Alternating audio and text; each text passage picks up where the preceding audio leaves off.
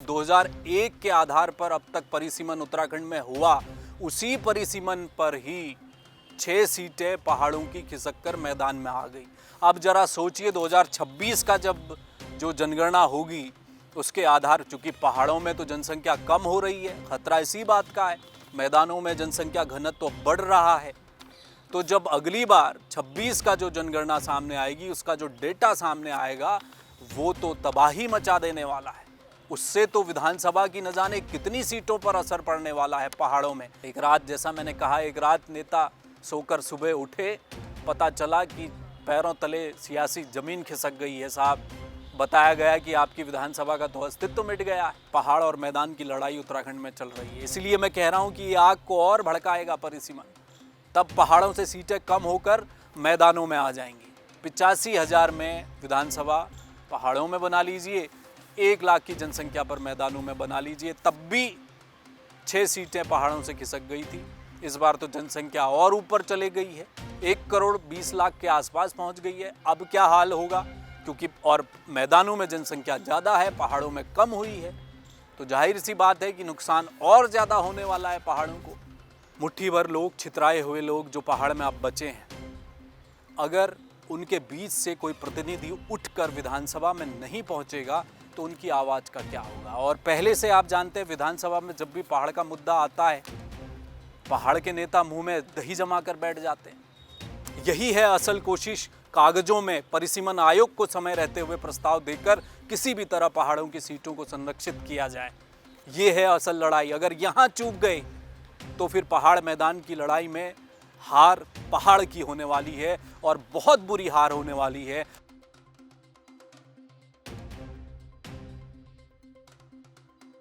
उत्तराखंड में इधर नेताओं के बीच पहाड़ और मैदान को लेकर लड़ाई चल ही रही थी कि एक और खतरा दूसरी ओर से दौड़ता चला आ रहा है। और ये खतरा छोटा मोटा नहीं है, बड़ा है। ये खतरा पहाड़ और मैदान के बीच की लड़ाई को और भड़काने जा रहा है, आग में घी का काम करने जा रहा है। नाम है परिसीमन। 2026 में जनगणना होनी है और उसके तत्काल बाद उत्तराखंड में परिसीमन होगा। लोकसभा का भी होना है, विधानसभाओं का भी होना है, और बताया ये जा रहा है कि 2027 का चुनाव इसी परिसीमन के आधार पर होगा। और जब ये परिसीमन होगा 1 साल बाद, तो उत्तराखंड के पहाड़ों से कम 5 विधानसभा सीटों का अस्तित्व मिट जाएगा।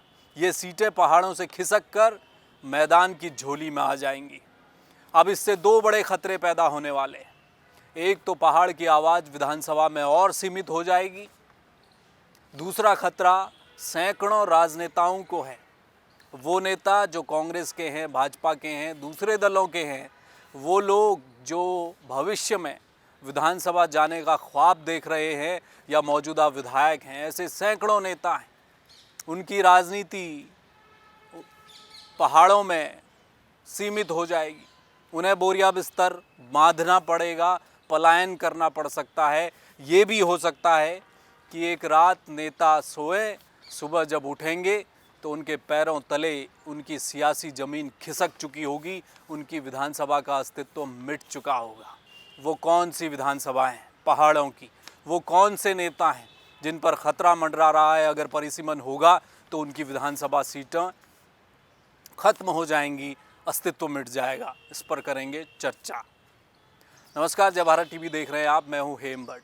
2000 में जब उत्तराखंड बना तो उत्तराखंड में उस वक्त सबसे पहले 30 सीटें बनी विधानसभा की, और उसमें 19 सीटें पहाड़ों के खाते में गई और बची हुई 11 सीटें मैदानों में रही। 2002 में पहला चुनाव हुआ। परिसीमन के आधार पर जो सीटों का कुल संख्या उत्तराखंड को मिली वो 70 हुई। लेकिन पहाड़ और मैदान को साधते हुए, चूँकि मूल भावना पहाड़ थी राज्य गठन को लेकर, तो इसलिए 40 सीटें पहाड़ों को गई और 30 सीटें मैदानों के खाते में आई। यानी कि दोनों तरफ विन विन की सिचुएशन रखी गई, पहाड़ भी नाराज़ न हो, मैदान भी नाराज़ न हो। 2000 में जो 11 सीटें मैदानों में थी वो बढ़कर 30 हो गई, और वहीं 19 से बढ़कर 40 पहाड़ों में हो गई। ये 2002 के चुनाव में हुआ। लेकिन 2007 के चुनाव में भी यही स्थिति रही, लेकिन जो 7-8 का परिसीमन था उसके बाद 2012 में विधानसभा चुनाव हुआ, उस विधानसभा चुनाव में परिसीमन के चलते पहला झटका उत्तराखंड को लगा, खासकर पहाड़ के लोगों को लगा, जब पहाड़ों से 6 सीटें खत्म हो गई, उनका अस्तित्व मिट गया, वो खिसक कर मैदान के पाले में आ गई और ये रेशियो उल्टा हो गया, 40 से 34 हो गई पहाड़ों में विधानसभा सीटें घटकर और मैदानों में 36 हो गई। तो ये स्थिति 2012 की रही और तब से परिसीमन हुआ नहीं है, जबकि ये जो जितना भी परिसीमन हुआ, पिछले 2 परिसीमन जो हुए वो 2001 की जनगणना के आधार पर हुए, जबकि 2011 की जनगणना हो चुकी है, 21 की नहीं हो पाई, उसकी कवायद इस वक्त चल रही है, अगले साल 2026 में जनगणना होनी है। और हर साल जनसंख्या वृद्धि का जो आंकड़ा है उसको देखें तो औसतन 15 से 16 लाख की तादाद 10 साल में उत्तराखंड में बढ़ रही है। यानी कि 2001 के आधार पर अब तक परिसीमन उत्तराखंड में हुआ, उसी परिसीमन पर ही 6 सीटें पहाड़ों की खिसक कर मैदान में आ गई। अब जरा सोचिए 2026 का जब जो जनगणना होगी उसके आधार, चूँकि पहाड़ों में तो जनसंख्या कम हो रही है, खतरा इसी बात का है, मैदानों में जनसंख्या घनत्व तो बढ़ रहा है, तो जब अगली बार 26 का जो जनगणना सामने आएगी, उसका जो डेटा सामने आएगा वो तो तबाही मचा देने वाला है। उससे तो विधानसभा की न जाने कितनी सीटों पर असर पड़ने वाला है, पहाड़ों में, मैदान पर भी पड़ेगा, यहाँ भी सीटों की काट छांट होनी है। 2-2, 2.5 लाख जनसंख्या पहुँच चुकी है मैदानों में भी। अब जरा और पीछे मैं थोड़ा आपको ले जाता हूँ, फिर मैं आपसे चर्चा करूँगा कि वो सीटें कौन सी हैं, वो नेता कौन से हैं जो परिसीमन के बाद जिनकी राजनीति का शटर डाउन न हो जाए कहीं, क्योंकि पिछली बार हमने देखा जब परिसीमन हुआ, सीटें पहाड़ों से खिसकी, कई सीटें खिसकी तो कई नेता भी पैदल हो गए, उन्हें पलायन करना पड़ा। अब कौन से नेता हैं, चर्चा ये भी मैं आगे आपसे करूँगा कि किया क्या जा सकता है, क्या पहाड़ों की सीटों को बचाया जा सकता है, उस मुद्दे पर भी चर्चा करेंगे। क्या उत्तराखंड में सीटें बढ़ाई जा सकती हैं, उस पर भी चर्चा करूंगा। जरा सा पीछे आप जरा चलिए, 2001 की जनगणना के आधार पर जो परिसीमन पिछला हुआ और 2012 में जो सीटें 6 सीटें पहाड़ों से मैदान में आ गई, उसकी स्थिति क्या थी। तब भरसक कोशिश की गई पहाड़ की सीटों को बचाने के लिए। ये भी कहा गया कि मैदानों में लगभग 1 लाख की आबादी पर एक विधानसभा होगी, तो पहाड़ मैदानों में 1 लाख पर एक विधानसभा होगी, तो पहाड़ों में 85,000 के आसपास एक विधानसभा को रखा गया। ये रियायत दी गई परिसीमन आयोग में और उसके बावजूद 6 सीटें निकल गई, जबकि उस समय लग रहा था कि कहीं 10 सीटें न कम हो जाएं, जैसा फॉर्मूला परिसीमन आयोग ने लगाया था। लेकिन फिर भी सीटें कुछ बची, 6 सीटें तो चले ही गई। वो 2001 की जनगणना के आधार पर थी। और जब राज्य गठन हुआ था उस समय उत्तराखंड में जो आबादी थी वो लगभग 85 लाख थी। 2011 की जनगणना में ये आबादी बढ़कर 1 करोड़ से ऊपर पहुंच गई, 1,86,000 हो गई 2011 की जनगणना में। अब आप सोचिए, इन तकरीबन 15 साल 16 साल बाद जनगणना फिर दोबारा हो रही है, 26 की 21 में होनी थी, अब हो रही है, तो ये रेशियो बढ़कर कहाँ चले जाएगा। एक अनुमान है कि उत्तराखंड में जो जनसंख्या है वो अब 1 करोड़ लगभग 20 लाख से ऊपर हो गई होगी। और अगर उसके आधार पर परिसीमन होता है और फॉर्मूला वही रहता है जो परिसीमन आयोग ने पिछली बार लगाया था, तो फिर आप सोचिए कि पहाड़ों की सीटों का क्या हाल होना है। क्योंकि पहाड़ के कई ज़िले ऐसे हैं जहां जनसंख्या घनत्व तो कम हुआ है, मैदानों में बढ़ा है, ये जग जाहिर है, बताने की आवश्यकता है नहीं। फॉर्मूला क्या है, निर्वाचन माफ़ कीजिएगा, जो परिसीमन आयोग है उसका फॉर्मूला क्या है। फॉर्मूला यही है कि राज्य की कुल जनसंख्या डिवाइडेड बाई 70, क्योंकि 70 विधानसभा सीटें यहाँ, जो आंकड़ा आएगा उस आंकड़े में वो जनसंख्या का एक आंकड़ा होगा, उस जनसंख्या पर एक विधानसभा होगी। और अगर ऐसा होता है तो पहाड़ों में क्या स्थिति बनने वाली है। क्या पहाड़ों में वो 1.5 लाख की आबादी हो पाएगी किसी विधानसभा के लिए, क्योंकि वहाँ तो 90,000 85,000 ऐसे अगर जनसंख्या अब तक थी परिसीमन के हिसाब से, तो फिर मुश्किलें खड़ी हो जानी। अब है सबसे बड़ा मुद्दा, किया क्या जा सकता है परिसीमन में? क्या सीटें बढ़ाई जा सकती हैं? पहाड़ की सीटों को बचाया जा सकता है? सरकार क्या कर सकती है? परिसीमन आयोग को क्या कुछ कहना होगा सरकार को समय रहते? इस पर मैं चर्चा करता हूं।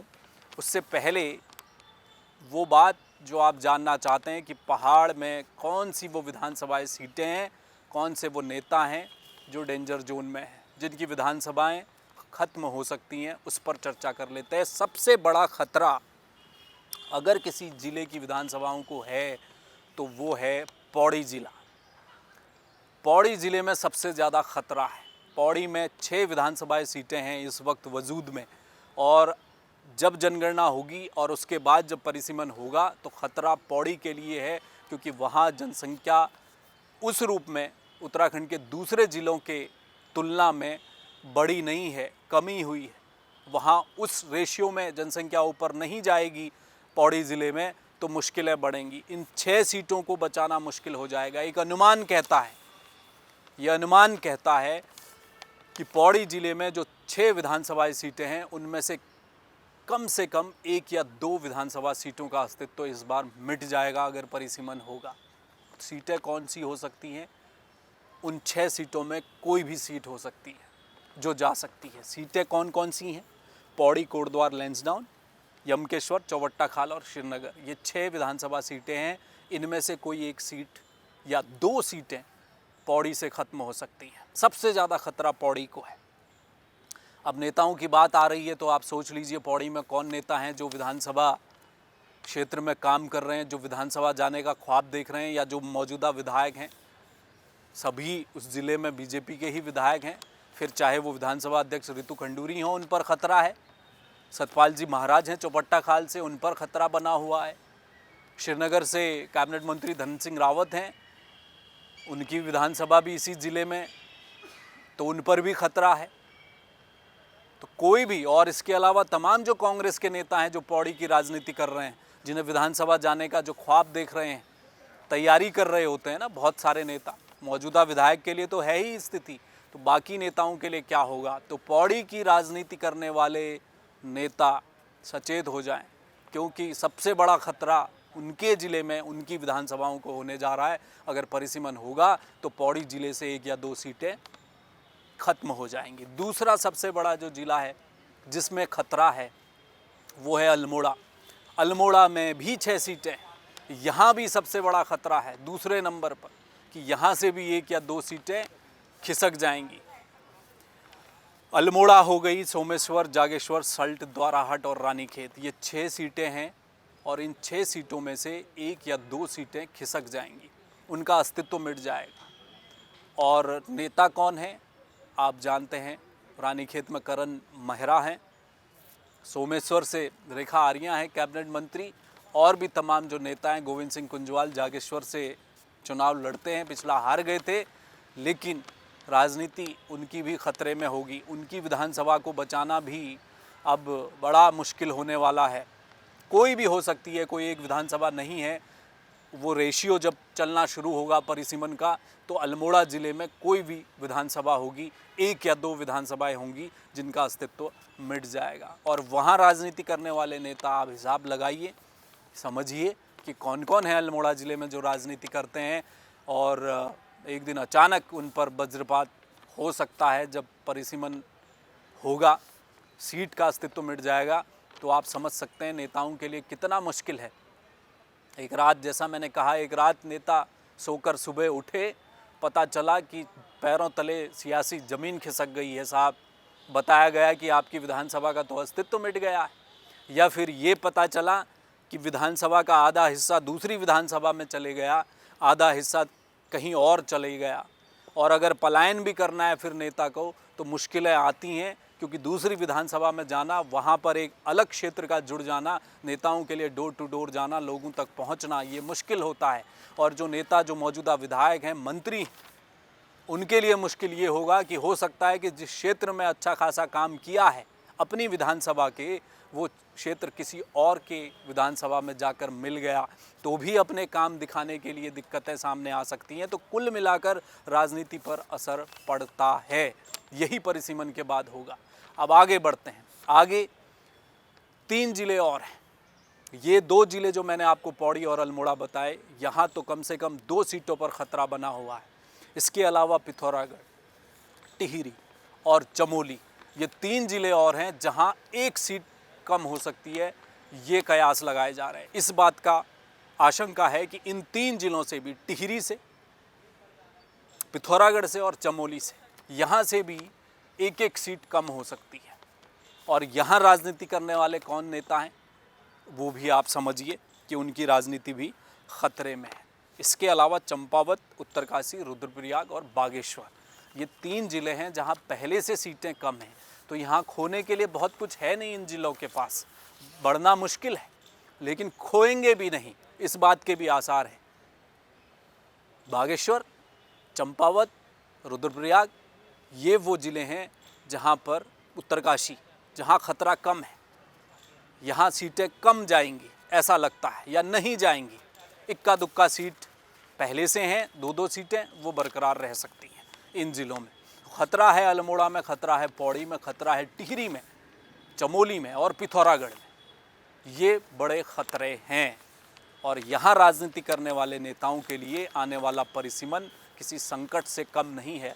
क्योंकि हमने अतीत में देखा, उत्तराखंड में कभी पिंडर एक विधानसभा हुआ करती थी, धूमाकोट, थैलीसैंण, कांडा, मुक्तेश्वर, कनाली छीना पिथौरागढ़ की, ये वो सीटें हैं जिनका अस्तित्व तो ख़त्म हो गया।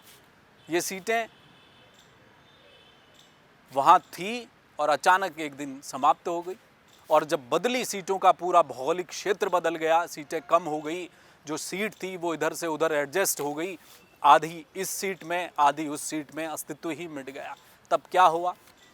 याद करें कि कनाली छीना की सीट जब खत्म हुई, काशी सिंह ऐरी जैसे नेता, यूकेडी के कद्दावर वरिष्ठ नेता, उनकी राजनीति एक तरह से पैदल हो गई। मुक्तेश्वर सीट खत्म हुई, यशपाल आर्या को पलायन करना पड़ गया।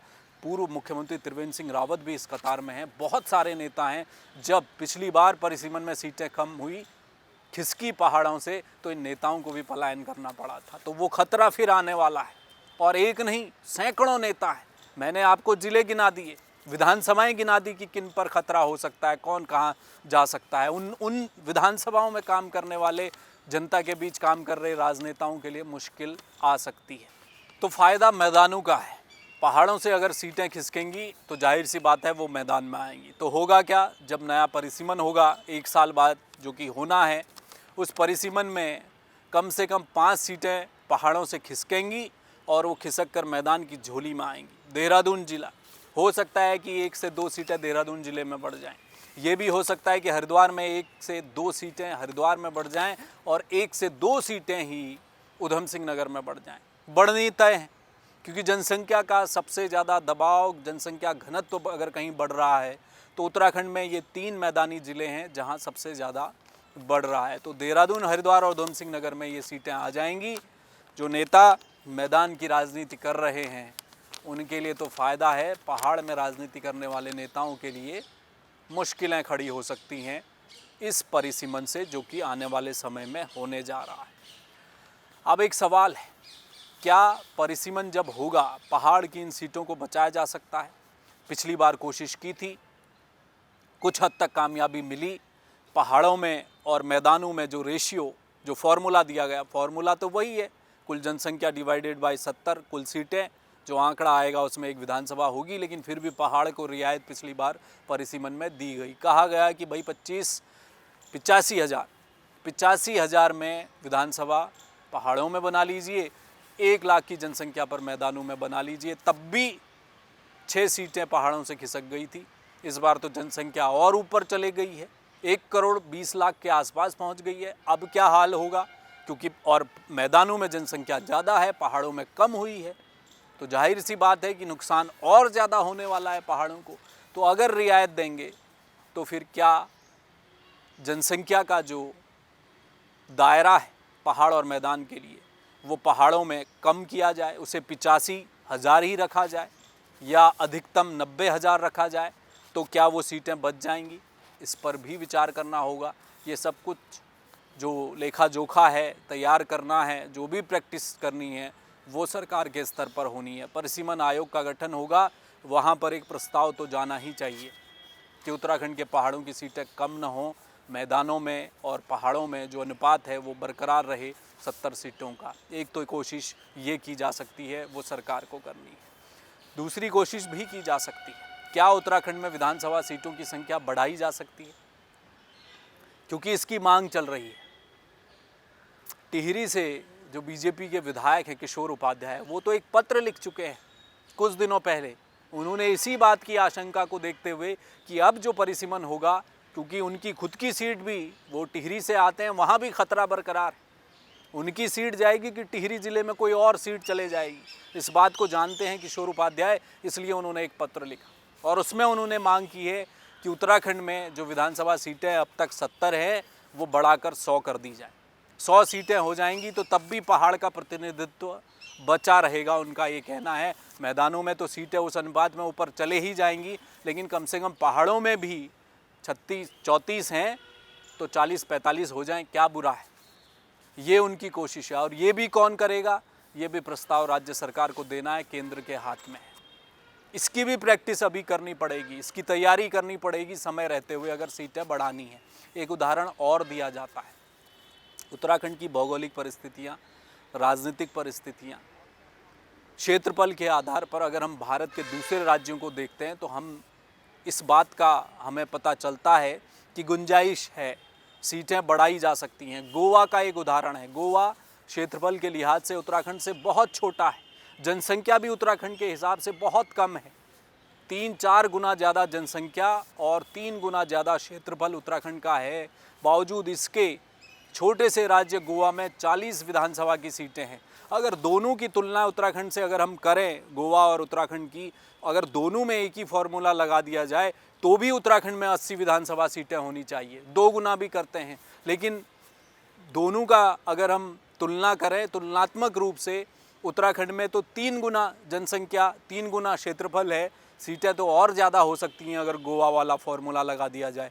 फिर भी 70 विधानसभा सीटें हैं उत्तराखंड में, 40 छोटे से राज्य गोवा में हैं, तो 80 कम से कम उत्तराखंड में की जा सकती हैं। राज्यों की तुलना ये भी कहती है। तो ये काम भी सरकार को करना है और समय रहते करना है। अगर नहीं किया जाएगा तो मुश्किलें आनी तय है। 5 सीटों का अनुमान लगाया जा रहा है, हो सकता है 6 हों, हो सकता है 7 हों, क्योंकि जनसंख्या, पहाड़ों से पलायन हो रहा है लगातार। उस पलायन के चलते जो लोग कम हो रहे हैं, ऊपर से SIR जैसी प्रैक्टिस हो रही है, तो आप समझ सकते हैं पहाड़ तो खाली हो चुके हैं। हमारे गाँव में रहने वाला कोई है नहीं, और जहाँ कोई रहता नहीं है वहाँ विधानसभा बनाकर क्या कर लीजिएगा। तो इसलिए तब मैं कह रहा हूँ कि नेता तो फिर भी अपनी दुकानदारी कहीं और ले जाकर चला लेंगे।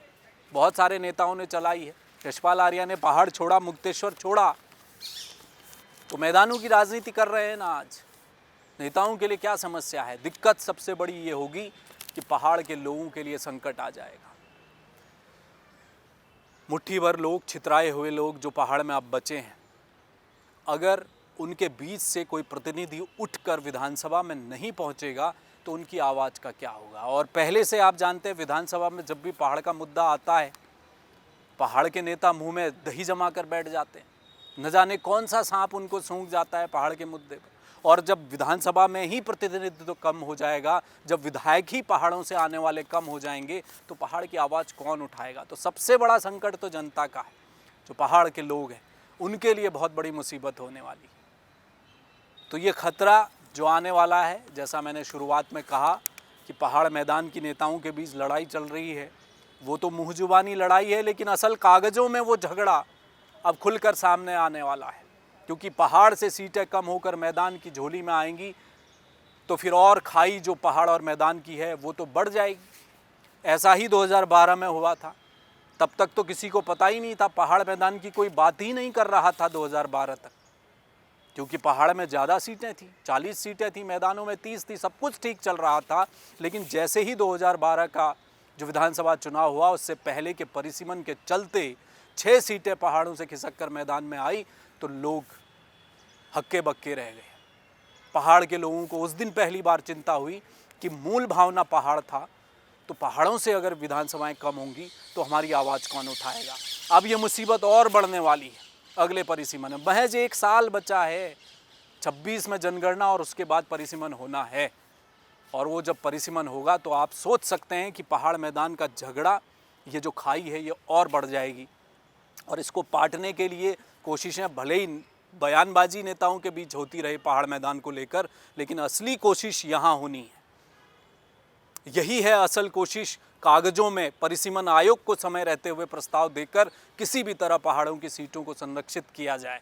ये है असल लड़ाई। अगर यहाँ चूक गए तो फिर पहाड़ मैदान की लड़ाई में हार पहाड़ की होने वाली है, और बहुत बुरी हार होने वाली है। ऐसी हार होगी जिससे उबरने में पहाड़ को न जाने कितना वक्त लगेगा, क्योंकि पहाड़ खाली हो रहे हैं और वो पहाड़ राजनीति विहीन भी जिस दिन हो जाएंगे तो मुद्दे नहीं उठ पाएंगे।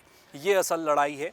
समय रहते सरकार अगर तैयारी करे और समय रहते परिसीमन आयोग को चीज़ें मुहैया करा दी जाएं, और परिसीमन आयोग भी उत्तराखंड के पहाड़ों के लिए कुछ रियायत लेकर आए। इस समय थोड़ा बड़ी रियायत चाहिए।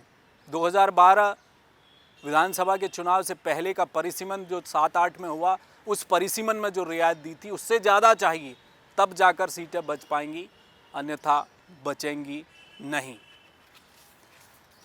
तो बहरहाल अब इंतज़ार कीजिए, जो डिलिमिटेशन है वो आ रहा है और वो अपने साथ पहाड़ मैदान की खाई को बढ़ाने के पूरे संसाधन लेकर आ रहा है।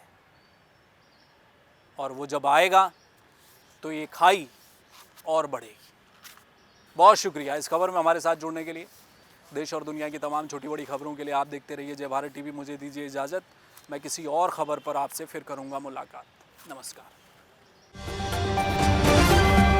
आप देख रहे हैं जय भारत टीवी।